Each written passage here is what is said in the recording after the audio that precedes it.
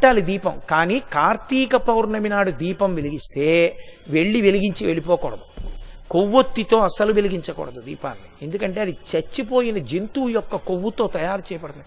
వెంటనే ఆ దీపం అపవిత్రం అవుతుంది. కాబట్టి కొవ్వొత్తులతో వెలిగించకూడదు, అగ్గిపుల్లతో వెలిగించకూడదు.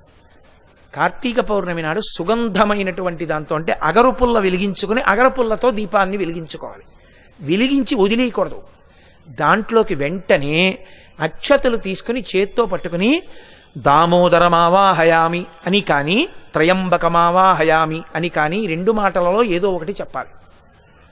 అంటే దామోదరుణ్ణి కానీ త్రయంబకుణ్ణి కానీ దీపం మీదకి ఆహ్వానం చెయ్యాలి. ఎక్కడైనా చెత్త ఉండిపోయినా కూడా రేపు లౌకికాగ్నితో వెలిగించకూడదు.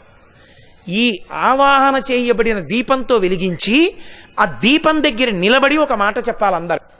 కీటాహ పతంగాహ మశక